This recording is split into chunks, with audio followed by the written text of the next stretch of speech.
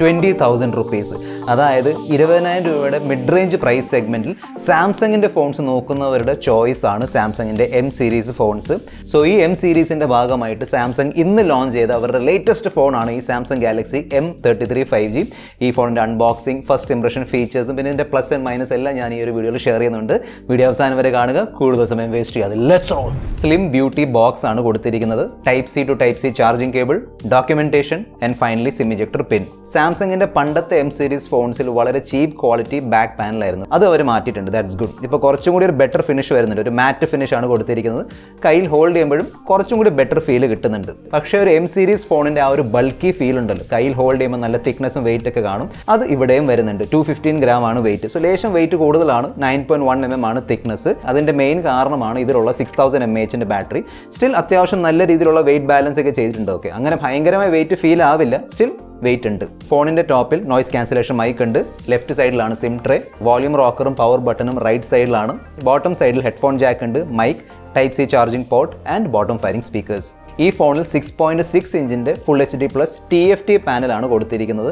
നമ്മുടെ പണ്ടത്തെ TFT panel ഓർമ്മയുണ്ട്? പഴയ ഫോൺസിൽ വരുന്ന ഒരു ബ്രൈറ്റ്നെസ് ഇല്ല, കളേഴ്സും ഇല്ല, ഒന്നും കാണത്തില്ല. അതിനേക്കാളും മച്ച് ബെറ്റർ ആണ്. ഓക്കെ, കളേഴ്സൊക്കെ നല്ല രീതിയിൽ ചെയ്തിട്ടുണ്ട്. പക്ഷെ നമ്മൾ യൂട്യൂബിൽ കയറി വീഡിയോസ് കാണുമ്പോൾ അല്ലെങ്കിൽ OTT പ്ലാറ്റ്ഫോംസിൽ വീഡിയോസ് കാണുമ്പോൾ ആ ഒരു ഷാർപ്നെസ് ഉണ്ടല്ലോ, വീഡിയോസിലുള്ള ക്രിസ്പ് ഫീലിംഗ് അല്ലെങ്കിൽ ആ ഒരു കോൺട്രാസ്റ്റ്, അത് മിസ്സിംഗ് ആയിട്ട് നമുക്ക് തോന്നും. ഒരു TFT പാനൽ ആയതുകൊണ്ട് വ്യൂയിങ് ആംഗിൾസ് ആവറേജ് ആണ്. ഒരു സാധാരണ ആൾ, ഒരു നോർമൽ യൂസർ ഈ IPS LCDയും പിന്നെ ഈ ഒരു TFT പാനൽ തമ്മിലുള്ള വ്യത്യാസം അറിയില്ല, ഒറ്റ നോട്ടത്തിൽ നോട്ടീസ് ചെയ്യാൻ പറ്റില്ല. പക്ഷേ ആസ് എ ടെക് റിവ്യൂവർ ഞാനത് ഷെയർ ചെയ്യണം, അതിൻ്റെ ജോലിയാണ്. പിന്നെ ആസ് എ ടെക് വ്യൂവർ നിങ്ങളും ആ വ്യത്യാസം അറിഞ്ഞിരിക്കണം, എന്നിട്ട് വേണം ഒരു ഡിസിഷൻ എടുക്കാൻ. 576 നിറ്റ്സിൻ്റെ ആണ് പീക്ക് ബ്രൈറ്റ്നസ്. അത്യാവശ്യം ബ്രൈറ്റ്നസ് കിട്ടുന്നുണ്ട്. സോ ആ ഒരു പോയിന്റ് ഓഫ് വ്യൂ എനിക്ക് ഇഷ്യൂ ഒന്നും തോന്നിയില്ല. ഇൻഡോർ ആണെങ്കിലും ഔട്ട്ഡോർ ആണെങ്കിലും ഫോണിൻ്റെ പ്രൈസ് റേഞ്ച് വെച്ച് നോക്കുമ്പോൾ ബ്രൈറ്റ്നസ് ഇസ് ഓക്കെ. ഈവൻ 120 ഹെർട്സിൻ്റെ റിഫ്രഷ് റേറ്റും ആ ഒരു സ്മൂത്ത്നെസ് തരുന്നുണ്ട്. നമുക്ക് ആ ഒരു ഫാസ്റ്റ് റിഫ്രഷ് റേറ്റിൻ്റെ ഫീൽ കിട്ടുന്നുണ്ട്. അത്യാവശ്യം നല്ല രീതിയിൽ അത് ഇൻറ്റിഗ്രേറ്റും ചെയ്തിട്ടുണ്ട്. പക്ഷേ എനിക്ക് ഇഷ്ടപ്പെടാത്തൊരു സംഭവമാണ് ഇതിൻ്റെ ടോപ്പിലുള്ള ഡ്രോപ്പ് നോച്ച്. അതൊരു പഴഞ്ചൻ ലുക്ക് തരുന്നുണ്ട്. പഞ്ച് ഹോൾ ഡിസ്പ്ലേ ആണ് കുറച്ചും കൂടി ബെറ്റർ. എന്ന് പറഞ്ഞാൽ ഒരു മോഡേൺ ലുക്ക് കിട്ടും. പക്ഷേ ലുക്ക് ആൻഡ് ഫീൽ ഒരു പേഴ്സണൽ പ്രിഫറൻസ് ആണ്. പിന്നെ യൂട്യൂബിൽ 2K 4K and even HDR പ്ലേബാക്കിൻ്റെ സപ്പോർട്ട് വരുന്നില്ല. ഫോണിൽ ബോട്ടം ഫയറിംഗ് മോണോ സ്പീക്കേഴ്സ് ആണ് വരുന്നത്. നോർമലി ഒരു മോണോ സ്പീക്കേഴ്സിൽ നിന്ന് പ്രതീക്ഷിക്കുന്ന ഒരു പെർഫോമൻസ് ഇവിടെയും കിട്ടുന്നുണ്ട്. 6GB 8GB LPDDR4X റാം ആണ് കൊടുത്തിരിക്കുന്നത്. 128GB UFS 2.2 സ്റ്റോറേജും വരുന്നുണ്ട്. പിന്നെ ആ റാം പ്ലസ് ഫീച്ചർ ഇവിടെ കൊടുത്തിട്ടുണ്ട്. പിന്നെ 2+1 ഡെഡിക്കേറ്റഡ് സിം സ്ലോട്ടിൻ്റെ ഓപ്ഷൻ ഇവിടെ കൊടുത്തിട്ടുണ്ട്.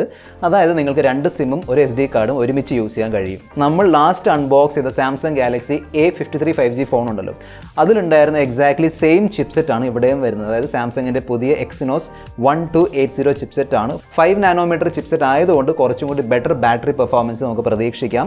പിന്നെ ഈ ഫോണിൻ്റെ പ്രൈസ് സെഗ്മെൻറ്റ് വെച്ച് നോക്കുകയാണെങ്കിൽ ഈ ചിപ്സെറ്റ് ഓക്കെ ആണ്. ഞാൻ AnTuTu സ്കോർ ചെക്ക് ചെയ്തിരുന്നു. ക്ലോസ് ടു 4 lakhൻ്റെ AnTuTu സ്കോർ കിട്ടുന്നുണ്ട്. ഈ പ്രൈസ് സെഗ്മെൻറ്റിൽ 4 lakh ഇസ് ഗുഡ്, സ്പെഷ്യലി 5Gൻ്റെ പോയിന്റ് ഓഫ് വ്യൂ നോക്കുകയാണെങ്കിൽ. ഫോണിൻ്റെ നോർമൽ പെർഫോമൻസ് നല്ലതായിരുന്നു. അങ്ങനെ വലിയ മേജർ ബഗ്സും ഗ്ലിച്ചൊന്നും ഞാൻ ഫേസ് ചെയ്തില്ല. സാംസങ് വീണ്ടും ലേറ്റസ്റ്റ് Android 12 തന്നിട്ടുണ്ട് വിത്ത് ലേറ്റസ്റ്റ് One UI 4.1. രണ്ടും ലേറ്റസ്റ്റ് ആണ്. So that's nice. ഞാൻ A53 എന്ന ഫോണിൻ്റെ വീഡിയോയിൽ പറഞ്ഞൊരു സംഭവം ഉണ്ടായിരുന്നല്ലോ, ഈ One UIയും പിന്നെ നമ്മുടെ ഈ പുതിയ ചിപ്സെറ്റും തമ്മിൽ ആ ഒരു ഓപ്റ്റിമൈസേഷൻ 100% ആയിട്ടില്ല. സ്പെഷ്യലി ഒരുപാട് ആപ്ലിക്കേഷൻ ഓപ്പൺ ആണെങ്കിൽ അല്ലെങ്കിൽ എന്തെങ്കിലും വലിയ ആപ്ലിക്കേഷൻ, ഗെയിം അല്ലെങ്കിൽ BGM പോലുള്ള വലിയ ആപ്ലിക്കേഷൻ ഓപ്പൺ ചെയ്ത് വെക്കുമ്പോൾ ചെറിയൊരു സ്റ്റട്ടർ നമുക്ക് ഫീൽ ആവുന്നുണ്ട്.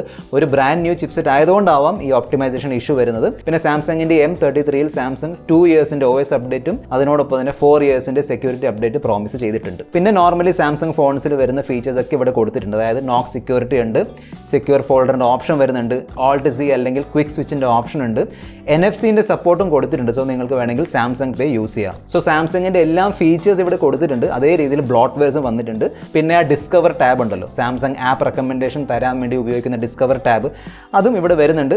ആപ്പ് ഡ്രോറിൻ്റെ മെനു സെറ്റിംഗ്സിൽ പോയിട്ട് നമുക്കത് ഓഫ് ചെയ്യാൻ പറ്റും. ഓഫ് ചെയ്യുന്നതായിരിക്കും best option. Light and casual ഗെയിമിങ്ങിൻ്റെ പോയിന്റ് ഓഫ് വ്യൂ നോക്കുകയാണെങ്കിൽ വലിയ ഇഷ്യൂ ഒന്നുമില്ല, അതൊക്കെ ചെയ്യാൻ പറ്റും. BGM ആയിട്ടുള്ള ആ ഒരു ഓപ്റ്റിമൈസേഷൻ ഇപ്പോഴും കറക്റ്റ് ആയിട്ടില്ല. സോ ക്രാഫ്റ്റിനും സാംസങ് രണ്ടും കൂടെ അത് ഒരുമിച്ച് വന്നിട്ട് അത് ചേഞ്ച് ചെയ്യണം.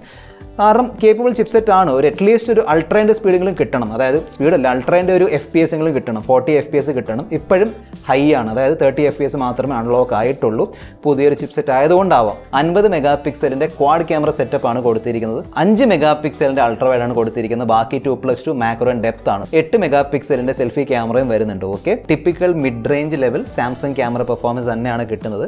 സാംസങ് നോർമലി സ്കോർ ചെയ്യുന്നത് സ്കിൻ ടോണിലാണ്. സ്കിൻ ടോണും സ്കിന്നിലുള്ള എക്സ്പോഷർ ഒക്കെ നല്ലതായിരിക്കും. നോർമൽ ഫോട്ടോസിൻ്റെ പെർഫോമൻസും ഓക്കെ ആണ്, ഡീസൻ്റ് ആണ്, അത്യാവശ്യം നല്ല ഡൈനാമിക് റേഞ്ച് ക്യാപ്ചർ ചെയ്യുന്നുണ്ട്. ഫോട്ടോസിൽ നല്ല വൈബ്രൻസ് ഉണ്ട്. നോർമലി സാംസങ്ങിൻ്റെ വൈബ്രൻസ് ഇവിടെ വരുന്നുണ്ട്. ലേശം കോൺട്രാസ്റ്റി ഫോട്ടോസ് ആണ് എന്ന് എനിക്ക് തോന്നി. അൾട്രാവൈഡ് നോക്കുകയാണെങ്കിൽ ആ ഒരു 5 മെഗാ പിക്സൽ അൾട്രാവൈഡ് മാത്രമേ കൊടുത്തിട്ടുള്ളൂ.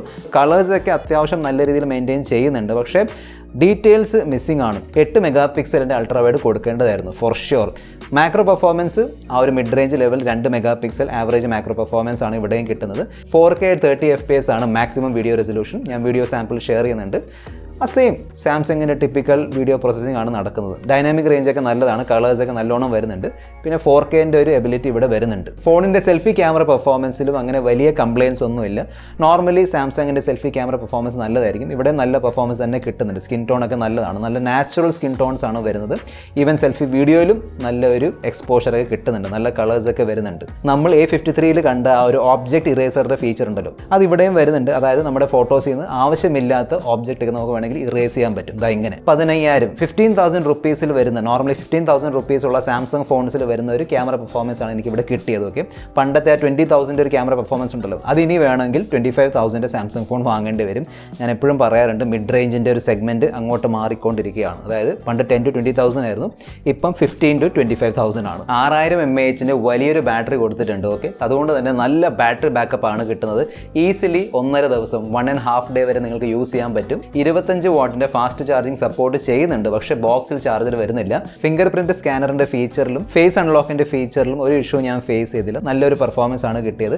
ഹാപ്റ്റിക് ഫീഡ്ബാക്ക്, നോർമൽ വൈബ്രേഷൻ, ആ ഒരു ബഡ്ജറ്റ് ഫോൺസിൽ വരുന്ന വൈബ്രേഷൻ ഹാപ്റ്റിക് ഫീഡ്ബാക്ക് ആണ് ഇവിടെ കൊടുത്തിരിക്കുന്നത്. കാരിയർ അഗ്രിഗേഷൻ സപ്പോർട്ട് ചെയ്യുന്നുണ്ട്. Dual 4G dual 5G 12 5G ബാൻഡ്സിന് വേണ്ടിയുള്ള support, wifi calling, dual band wifi എല്ലാം സപ്പോർട്ട് ചെയ്യുന്നുണ്ട്. നോർമലി വരുന്ന എല്ലാ സെൻസേഴ്സും കൊടുത്തിട്ടുണ്ട്.